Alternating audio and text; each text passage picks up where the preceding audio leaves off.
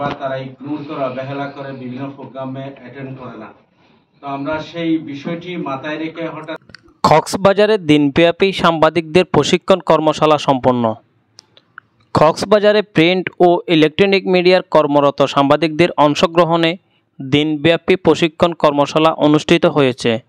সোমবার সকাল থেকে বিকেল পর্যন্ত কলাতলের হোটেল বিচওয়ে সম্মেলন কক্ষে জাতীয় সাংবাদিক সংস্থা কক্সবাজার জেলা শাখার আয়োজনে অনুষ্ঠিত এক কর্মশালার শুভ উদ্বোধন করেন কক্সবাজারের অতিরিক্ত পুলিশ সুপার মোহাম্মদ জসিম-উদ্দিন চৌধুরী।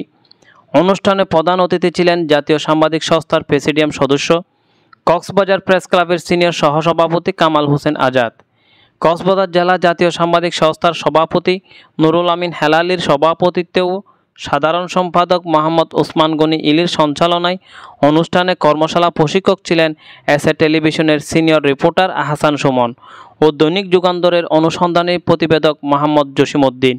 এর আগে শুরুতে শুভেচ্ছা বক্তব্য রাখেন কর্মশালা সমন্বয়ক আব্দুল আলিম নোবেল।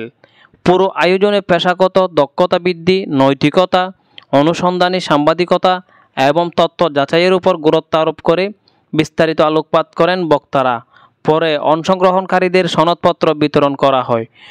তো ধরেন আমাদের অনেকের নামে মামলা হয় না, অনেকে মানহানি মামলা করে দেয়।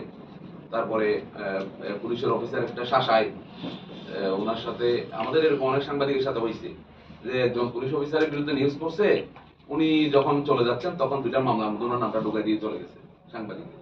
তখন ওটাতে উনি ভুক্তভোগী হিসেবে 2-4-5 বছর হাজিরা দিতে দিতে জীবন চলে যাচ্ছে। বাংলাদেশের পুরনো পত্রিকা দৈনিক ইনকিলাব এবং বাংলাদেশ সমাচারের বিশেষ